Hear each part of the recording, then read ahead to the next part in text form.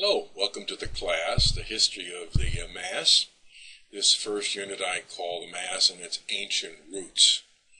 We are very interested in the deepest origins for the ceremony of the service we call the Mass, and you will find it in three holy meals. Meals that were holy because they were commanded, they were created by God Himself. And they go back to, as you see in the timeline there, 1,234 years before the time of Christ. These three meals are known as a Shabbat, you know it as a Sabbath, and Matzah as unleavened bread, and Pesh as the Passover. You will see this panel and the next one very often in our series as I summarize before I teach something. And I titled this Developments During This Particular Era. We're talking the era of the three holy meals. Now, throughout the Revelation history, foodstuffs and animals, and those represented the Cain and the Abel. One was a farmer, the other was a herdsman. One brought, of course, a gift of fruits and vegetables, the other brought animal. And these foodstuffs and animals become the forum. It's the environment, it's the elements that God uses for remembrance and strength among a people formed by their God, Yahweh. The earliest form or meal recalls the Sabbath. It is the Shabbat meal, the night before the day of rest for the Jews. We'll see that later. The second form is when Yahweh prepares to save the Jews from prolonged captivity in Egypt and promise them a safe haven in the Promised Land. They are to recall, the key word in all of this, to recall both the event celebrating their deliverance, being passed over, and we'll see the fuller understanding of that term, and their journey, which we know as the Exodus. So the first of these meals is the Shabbat meal. That picture on the right is a little modern than we're talking about, but it shows the elements of a Sabbath meal. The date for a Sabbath is sundown on Friday. Every sundown on Friday. The place is in every Jewish home. The time for the Sabbath meal is no later than 18 minutes before sundown. Who is in attendance? Families. It's a family meal. The preparation we find in Leviticus 23, which commands the Jews, quote, do no manner of work, unquote, on the Shabbat. Shabbat is primarily a day of rest and spiritual enrichment. The word comes from the root shin betav in Hebrew, meaning to cease, to end, or to rest. The particular environment in which the Sabbath meal occurs is two candles. Two candles are lit and a blessing is recited. This ritual is performed by the woman of the house, the mother, the wife, and officially marks the beginning of Shabbat. The candles represent the two commandments, Zachor, which means to remember, the creation of the world in Exodus 20, and Shamor, which means to observe the deliverance from slavery in Egypt, and that's recorded in Deuteronomy 5. Shabbat night dinner is usually the most festive and tasty of the week. There are no particular specifications as to what can be served except for the usual rules of kosher, which refers to traditional Jewish food fare, and avoidance of those foods that are prohibited, like pork or shellfish. So the biblical origin of this first of the sacred meals, it's called Shabbos, which means rest or cessation, and it is the seventh day of the Jewish week, a day of rest. Shabbat is observed from a few minutes before sunset on Friday evening until a few minutes after the appearance of 3 stars in the sky on Saturday night. The exact times differ from week to week, place to place, depending on the time of sunset at each location. A good example is in polar areas, at the top of our planet, where there is no sunrise or sunset at certain times of the year. A different set of rules apply. But Shabbat recalls the biblical creation account of Genesis, describing God creating the heavens and the earth in 6 days and resting on the seventh. It also recalls the giving of the Torah, which is another word for Pentateuch, first 5 books of the Bible. The giving of the Torah on Mount Sinai to Moses, when God commanded the entire Israelite nation to observe the seventh day and keep it holy. Now, Shabbat is considered a festive day, when a Jew is freed from the secular labors of everyday life, can contemplate the spiritual aspects of life and spend time with family. Sounds like our Sunday. Yeah, Sunday is our Sabbath.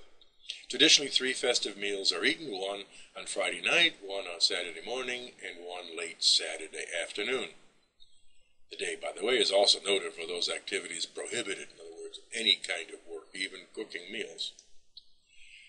It was given a special status as a holy day at the beginning of the Torah in Genesis chapter 2. After the Exodus from Egypt, it was commanded. We find in Exodus 16, which relates to the end of the manna that fed the people on their wandering through the desert, and in Exodus 20, which lists the keep holy the Lord's day as the commandment. Shabbat is commanded and commended many more times in the Torah. In the Tanakh is the list of, or canon of the Jewish books of the Hebrew Scriptures. Special sacrifices were to be offered on that day. Shabbat is also described by the prophets Isaiah, Jeremiah, Ezekiel, Hosea, Amos, and Nehemiah. Let's look at some scriptures. Look at Genesis 2. We've referred to it before. Thus the heavens and the earth and all their array were completed. Since on the 7th day God finished with the work he had been doing, he rested on the 7th day from all the work he had undertaken. God blessed the 7th day and made it holy, because on it he rested from all work he had done in creation. Now, we shouldn't be upset with this, the anthropomorphisms that the author writes of God as being human like unto ourselves. That's the only way the second author could write about God, is in human terms. The book of Exodus, chapter 16, Moses then said, "Eat the manna today, for today is the Sabbath of the Lord. On this day you will not find any of it on the ground. The other 6 days you can gather it, but on the 7th day, the Sabbath, none of it will be there." So God made sure that they didn't work on the Sabbath, but they would gather twice the day before. Exodus 20, remember to keep the Sabbath day. Keep holy the Sabbath day. 6 days you may labor and do all your work, but the 7th day is the Sabbath of the Lord your God. No work may be done. Then either by you, is listing who should not do the work, your son or daughter, your male or female slave, or your beast, or by the alien who lives with you. In 6 days the Lord made the heavens, the earth, the sea, and all that is in them, but on the 7th day he rested. That is why the Lord has blessed the Sabbath day and made it holy. Here is one panel of a series. If you printed out the PowerPoint slides, you've got more panels than this, but this is the panel that I'm most interested in, and it's the panel that signifies the end of the slavery of the Jews in Egypt, and then the blue is the period of the Exodus. I list here the birth of Moses in 1355, and of course, in writing the 5 books of the Pentateuch, he is the one first to write that God had commanded that we keep holy the Sabbath. And then when it came time for the Exodus, about 1275, the feast of the unleavened bread was created, and then Passover. Okay, let's look at the second of the holy meals, the Passover, the Seder meal. There is a picture. Of course, it differs a lot from the Sabbath. The plate of food is there, the 4 cups of wine, the unleavened bread, the 2 candles, and then the book called Haggadah, which is like a ritual book. It has the scriptures to be read. The date of the Passover was the Hebrew month of Nisan, and its 14th day. When? Where? In every Jewish home worldwide. Time, sundown on the eve of Passover, the Seder meal was eaten. Attending were families, first and foremost, but if there was too large a Passover lamb, they were to invite guests and neighbors, for instance, to help finish the Passover lamb. The preparation included that yearling lamb, which simply means a lamb about a year old. So it wasn't the lovely, cuddly little lamb in your arms. It was virtually full grown. It was sacrificed, the blood was drained, it was skinned, it was roasted with the entrails within it. No bones to be broken and entirely consumed. The environment for the Passover meal was a table. Now, don't think of a table in terms of the table in our lives, but this would be a table no more than maybe 6-8 inches from the floor if they used any raised area. They often ate reclining with candles, with wine cups and red wine, and the lamb, of course, the Passover lamb, and other kosher foods. And last but not least, the Passover Haggadah, the ritual or collection of scriptures to be read. The Passover of the Old Testament, from the scriptures, Passover begins at twilight, which is a time between sunset and darkness. On the 14th day of the first month of the Hebrew calendar, this month is known by the name of both Abib or Nisan. The Bible days begin not at midnight as we calculate the beginning of our days, but at sunset or evening the day before. Look at the book of Leviticus. On the 14th day of the first month at twilight is the Lord's Passover. Look at the book of Exodus. Your lamb shall be without blemish, a male of the first year. You may take it from sheep or from the goats.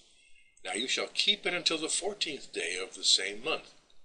Then the whole assembly of the congregation of Israel shall kill it at twilight, and thus you shall eat it, with a belt on your waist, your sandals on your feet, and your staff in your hands. You shall eat it in haste. It is the Lord's Passover. Look at the book of Numbers. Let the children of Israel keep the Passover at its appointed time. On the 14th day of this month at twilight you shall keep it at its appointed time. According to all its rites and ceremonies you shall keep it. So Moses told the children of Israel that they should keep the Passover. And they kept the Passover on the 14th day of the first month at twilight in the wilderness of Sinai, according to all that the Lord commanded Moses. So the children of Israel did. Now, the first thing you mentioned, or you probably notice, is why the repetition? Well, we learned by repeating. These people learned by repeating what God wanted. They didn't have pocket editions of the Torah.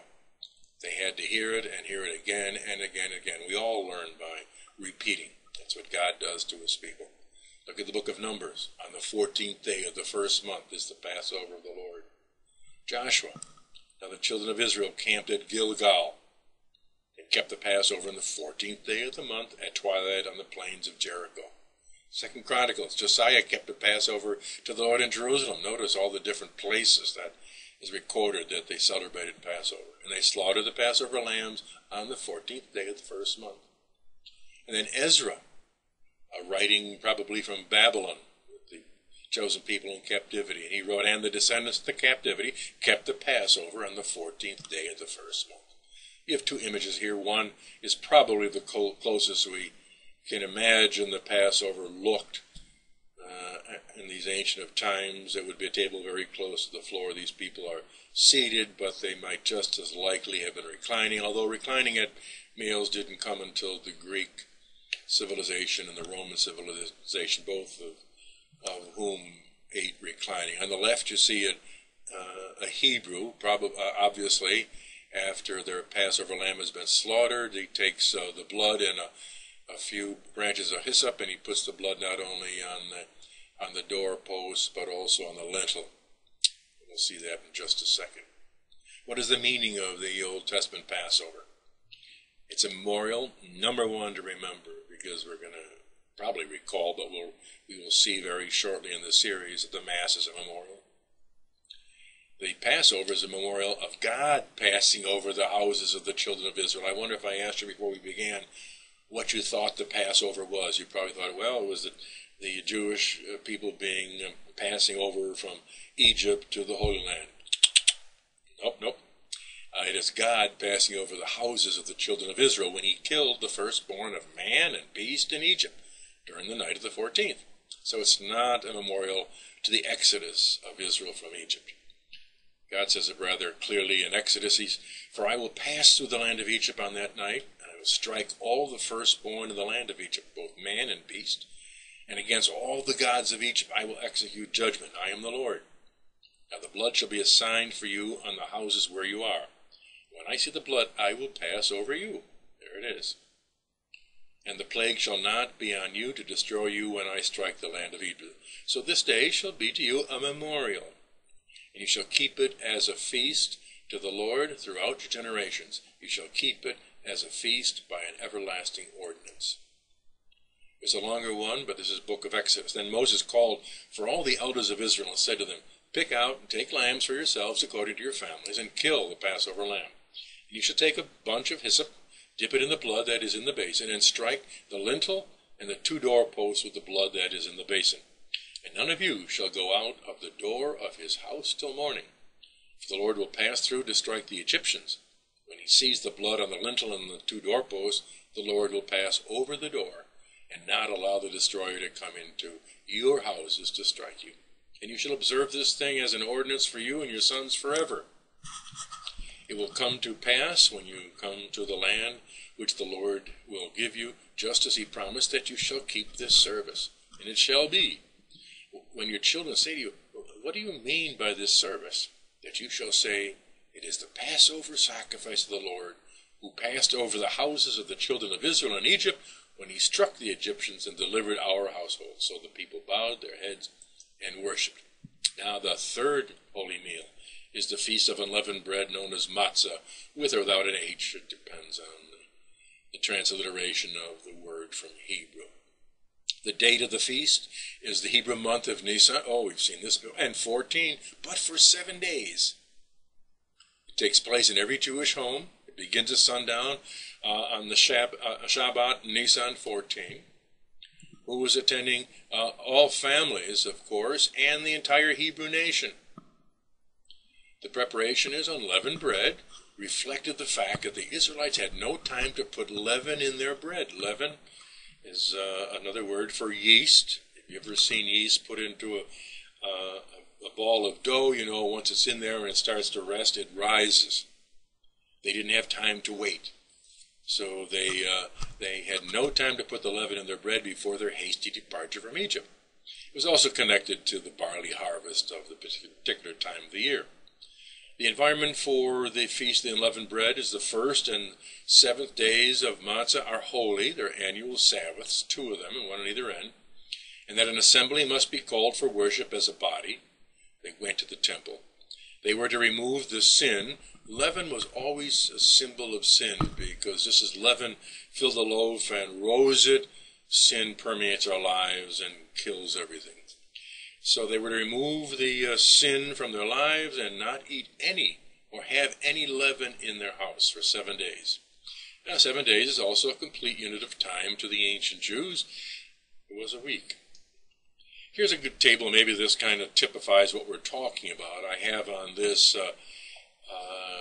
certainly the three holy meals. It's the month of Nisan, beginning with the 14th and ending there, at least on my table here, with the 22nd. You see 2 Sabbaths. They're sandwiched. The entire feast of the unleavened bread is a sandwich, if you will, or bookended on each end with a Sabbath. But look at Friday. Friday was a day of preparation in the month of Nisan. For Passover, you killed your lambs at that time. And also a day of preparation for the Sabbath, because you couldn't cook on Sabbath, so things had to be done the day before. And lo and behold comes sundown. Sundown. With sundown, of course, the Sabbath begins. So the Sabbath begins then and continues until sundown the next day. But on the month of Nisan, the 14th, the Passover begins. You eat the Passover meal. All there is with Passover is a meal. When it's over, it's over. But the Sabbath continues.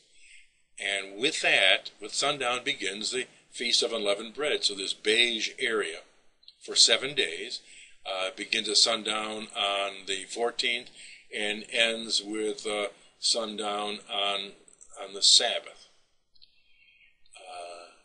By the way, I just placed you Sunday begins with sundown. These arrows indicate that the day begins the evening before, all right, for each of the 7 days. And the same thing at the end of the Feast of Unleavened Bread. You got the Sabbath begins at sundown and continues until sundown the next day. I hope that makes some sense. In there you capture not only the Sabbath, you capture Passover, but you also capture then the Feast of Unleavened Bread. This feast, it begins the 15th day of the first month of the Hebrew calendar. The 1st and 7th days of the feast are Sabbath days. No regular work is to be done.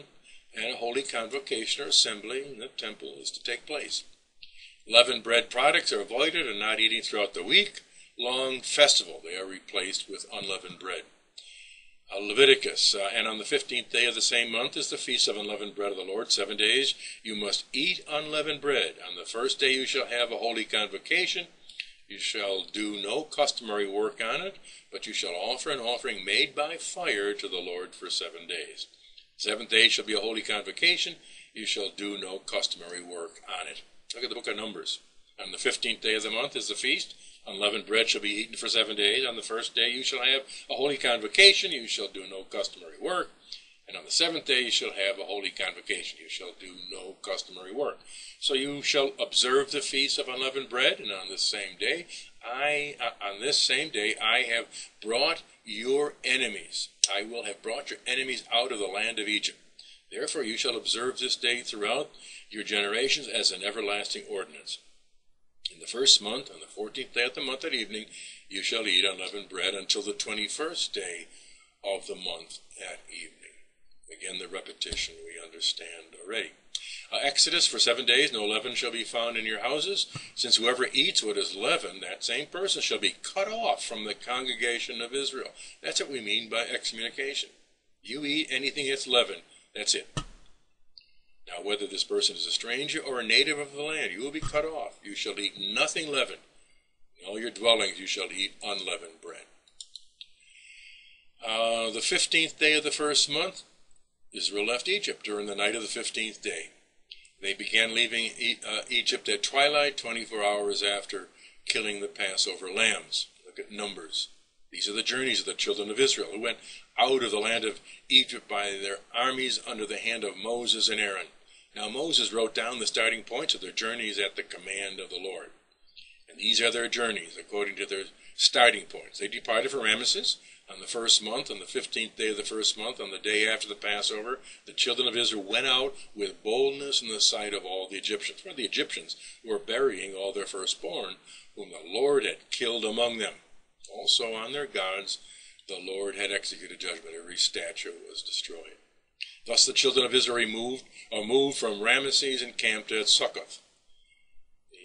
Deuteronomy says, observe the month of Abib, another name for Nisan, and keep the Passover to the Lord your God, for in the month of Abib the Lord your God brought you out of Egypt by night. And we close this section with some images of the Exodus. Deuteronomy says, at the place where the Lord your God chooses to make his name abide, there you shall sacrifice the Passover at twilight, at the going down of the sun, at the time you came out of Egypt.